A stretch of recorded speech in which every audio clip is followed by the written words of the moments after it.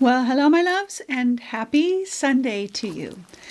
I am thankful that you are here. I'm Shawn Petite, and welcome to my YouTube channel. I have, as we journey on the curiosity path for this year, what is going to begin to start to happen for me, and today will be the first example of that, I believe.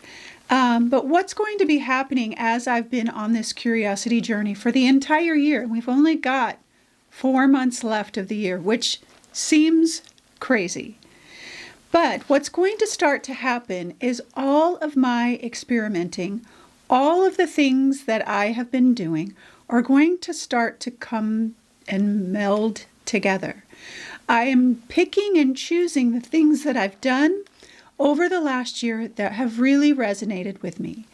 And I'm picking and choosing the things that I like, but it's not quite me, and I want to find me in the process. That's the point of this whole experiment, is to find me in the process. And for me to model for you that we just have to try everything. We just have to experiment. We just have to look at every single thing that we see and ask ourselves, what is it about this thing that inspires me? Is it the color? Is it the texture? Is it the shape, form, size? What is it? And that has been my journey this entire year. And while I was completely happy with the way that I was creating my art and all of those things, I still wanted to explore and learn and grow. And that, for me, is always a lifelong thing. Whether it's personally, financially, physically, I want to learn and grow every day. I will be learning and growing until I get to heaven, hopefully. And I just want to express that to you, that we have to be willing to experiment and step outside our comfort zone. And the most important thing is that we have to do something.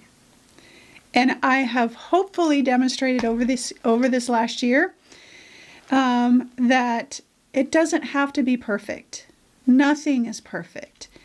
We're just doing the best that we can. And hopefully I have sparked some intrigue, interest, creative juices through the process. Because not all my projects have been wonderful. And not all of them have I loved. I've loved them because they taught me something. They taught me maybe what I don't like. And then they showed me what I do like, or I could do it differently. Like I could make it more I like it more free. I like all of that. So that is, as we begin to kind of close out the year, I'm going to be drawing now from all of the things that I've done over the year and putting them together with what feels most like me. Dissecting out, I like this part of this, and I don't like this. And I'm going to maybe mash a few things together. And that's what I'm doing today. So let's take a look. Last week I talked about Egon Schiele. And I still may introduce a few new artists because I have stacks of goodness that I have been going through. But I still want to start combining the things that I've learned and that I've done that I absolutely love. And I also want to show you how, when I take a project and I try to create from it, from an artist, from a technique, from something, that there's something not uniquely me in them, because I'm kind of following along in the path of whoever I've been inspired by, which is okay. That's what we do as artists. Every master has been taught by somebody, has sat under Picasso or whatever, and learned their ways. And then once they felt comfortable as an artist and had enough oomph to express their own voice, then they started exploring other things with that foundation of what they've learned. And you can see that in all of the great artists, how whoever they studied under, while they're paintings were uniquely theirs, they also had an element of their master. So I created the landscape that was similar to this one. And I loved it. I loved the collage. Collage papers are always a thing for me, but it felt for me very controlled, which is normal. That's very, very normal when we start doing something different or thinking about things differently or trying something different. It's always very controlled until we do it enough, and then we feel confident enough to kind of be free and set ourselves free. So I'm going to be doing another landscape this week, and I'm going to show you how I've taken what I've learned and what I loved from Egon Schiele's inspiration and last week's project, and I'll leave a link to that in the YouTube video or up above right now, and you can see how I did that one and how this one will be different. It'll be more me, because I took that painting and I journal out I always journal out, okay, what do I like, what don't I like? And it felt too stiff. It didn't feel free enough for me. And while I said I liked the segmented parts of Egon Schiele's work, I want it to be a little bit freer. So, with that said, I also I'm really inspired by Petra's book, Petra Tolkien. I know I'm butchering that name, but her backgrounds are amazing. And so I did a piece 3 weeks ago, I think, based off of some texture and another one of hers. And while I loved it, again, it didn't feel free enough for me. And so I was going back through her book, and I wanted to, and I examined this. I take a look at, okay, why didn't it feel free enough? What was missing? What do I need? What did I need? More color? Did I need more texture? Did I need what? And as I was going back through her book again, I did see this texture. There's more movement, there's more play, there's more things happening. It didn't feel, again, so controlled. And because it's controlled, it's because I was thinking more about what I was doing and kind of following some rules per se. And so I want to let go with this piece. I want to use what I have gathered from my inspiration, what I love, and let go of what I don't love, and create truly from a place of me. And so this texture, truly an inspiration, and that will show up. And the landscape style of those kind of segmented bits will show up, but they'll be different. They'll be more free, because that's what I love. I love more of an abstract feel. And I'm learning that as I've gone through countless hours with you guys over this last year of trying everything, absolutely everything. And what I've learned so far is the more abstract, it's still a landscape, or it's still a flower, or it's still whatever, the more abstract it is, the more I love it. And that what that does is that confirms to me all along that abstract has been my first love, always. And then that confirms to me, yes, that's true. That is true, because that's what you love. And so these things, and collage paper, that's what you love. Like the collage paper that I used last week sets my heart on fire. I love it. So that's where I'm going. Now, let me explain what I have. So I have all of the same collage papers that I used last week in last week's video, including my wet strength tissue paper that I worked on, which I love and have begun putting a series together for everyone on wet strength tissue paper. So many options. But I'm going to infuse a few more of my colors into this project, instead of sticking to the greens and the siennas that I did the last time, because I was working from my inspiration. So I have all my collage papers out. I have my wet strength tissue paper out. I also am going to infuse in more of some just vintage book pages because that makes me happy. And it gives me a little bit more freedom to use my tissue paper to create some different color values than what I've kind of been sticking to. So I've got some vintage books out and I will be using some of that. I also love really abstract pattern in my work, and I'm learning that as I have journeyed over this last year. And the thing is, I've always known this, but sometimes we can get lost in our process. We can get bored. We can try. I mean, as artists, it's always a shiny new thing sometimes, especially, well, at least for me. I'll speak for me. And I'm going to try that. I'm going to try that. And we get lost in that process and we sometimes forget what we truly love. So I have out here, I grabbed some of my favorite masks that I want to use in my landscape. Now you might think this doesn't seem like landscape material. It doesn't, but that is me. And so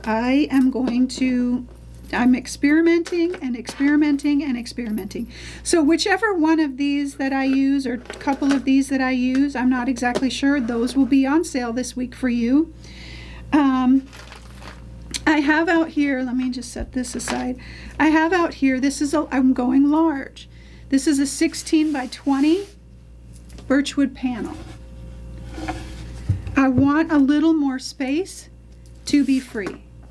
I want to have some room to kind of throw around some paint. Now, one of the things that I do want to do with you is in Petra's book, she makes a lot of her own materials. She's very creative that way, but she does make her own texture paste. I believe she gives you some examples in the book. And so I'm going to mix out some texture paste here, and this is just an old like a takeout dish, and I save them all. My husband's like, please do not save another one of these things, but I use them. So this is super heavy gesso, and it might be a little too thick. I'm not exactly sure yet. I might add a little bit of matte medium to this because I wanted it to be thick enough to add some really great texture. So I've got some super heavy gesso out here and some sand. And I just want to put a little bit of sand in here. This is like the thinnest sand possible. There's a name for it. It's like fish sand, or I don't know. I'll have a link. I got it on Amazon. I'm pretty sure I did, but okay. So that is that. And I'm just going to kind of scooch this around a little bit in here to get the right kind of texture. And I'm going to need a little bit more, I'm pretty sure. Yeah, I'm going to add just a tiny bit of matte. You know what? I'm going to add a little bit of just regular gesso in there. Because I want it to be opaque. Because I want it to be opaque so that I have some a way to glaze it, to have some color value change. So I want it to be opaque. I don't want it to be clear, because clear would just allow the layers underneath to show through, and I want this to be unique to whatever I'm using it for. So I'm going to just kind of, and this is just this. I've never done this before, I don't think.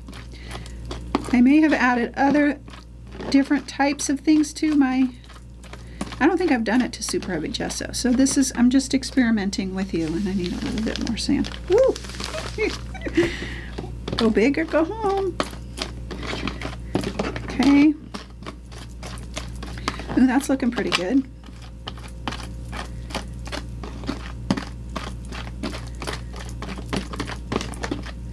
Okay, so you get the idea. Ooh, that looks really good. I want to just show you what it looks like. I want to see what it looks like. Ah, yeah. That's good. You hear that crunch? That's good. And so we get some paint over that, and that's going to really show off that texture. So, yeah, that's really good. Okay, I'm happy with that. So I've got my texture. This is, and this, like I'm referring to it as texture paste. This is like sand paste or fiber paste or something. It's not regular texture paste. So I'm just going to close this up until I get it going. Colors I will be using I'm going to be using acrylic, and I may throw in some inks and some soft pastels, but burnt sienna, teal, and this is like a cobalt teal. This is a mix that I made for my bathroom. I love this color. And then I will be using some olive green, raw sienna. Most likely, I'm going to throw in some magenta, maybe some prism violet. I think this is prism violet. Yeah, prism violet, raw umber, of course. And then if I do raw umber, if I do use add additional tissue papers, colors that I might want, and I'm not going to do it first. I'm going to wait to get it together and then see what I might want. If there's a specific color, then I will do a piece of tissue paper in that specific color, but I'm going to wait until I need it. And then I will use matte medium for my tissue paper, matte gel probably for my other papers, because I'm going to have a lot of papers, because papers make me happy, and that's the whole point. I will also have some colors for value change, like blacks and whites, and I use gesso, and the reason I use gesso is because it's matte, and pretty much all the paints that I'm using today are matte. And the reason I do that is because I can then come over with my soft pastels, and I have a great ground to create on. I'll also probably introduce some Titan Buff and unbleached titanium in there somewhere, just for value change, not a ton. Blues. I have, this is a gorgeous color, by the way. And wait, okay, this is cobalt blue. I have that. I have Prussian blue. And this is kind of a custom mix blue. And gesso to kind of take those values down, lighten them up, that kind of thing.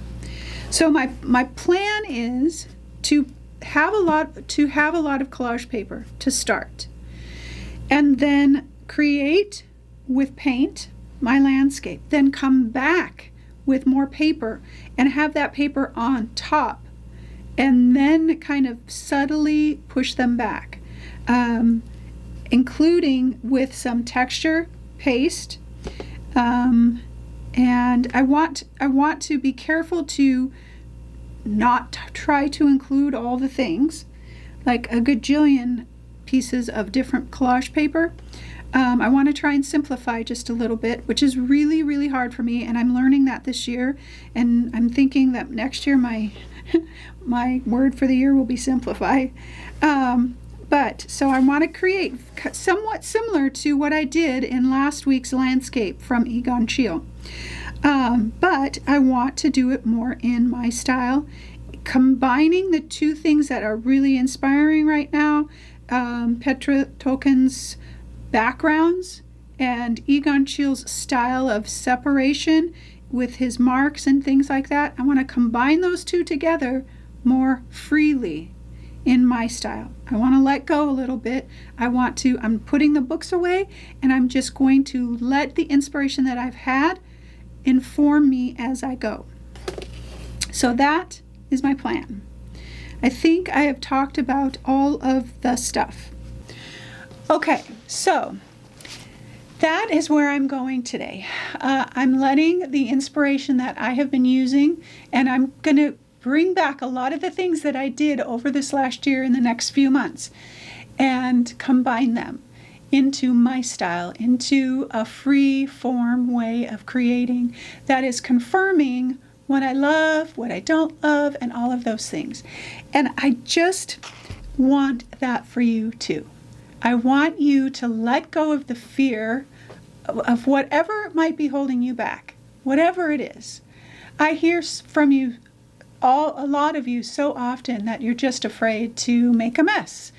And that is exactly what we have to do. We have to, and even if you're copying somebody else, like I'm taking, and I'm not saying copy like specifically copy, but when you're taking inspiration from someone else, it is a little bit more controlled, like I said. But then there comes a time where you have to step outside of your comfort zone, which I've stepped outside of my comfort zone quite a bit this year, doing things differently. But then we have to make it our own. And I so want that for you. I want to model for you how we dive into our creative process. And whether you want to sell art or do journal pages or whatever, I want it to feel like your own. I want it to feel like you. I want it to express where you are in the season that you're in. And we have to be willing to let go and make it our own. Use my examples, use the examples of my work or the work that I'm showing you from other artists, and practice that. Do that. You've seen me practice this whole year. Now it's time for me to move forward and step outside and take all of those wonderful things that I've been absorbing and make it my own. And I hope that for you too.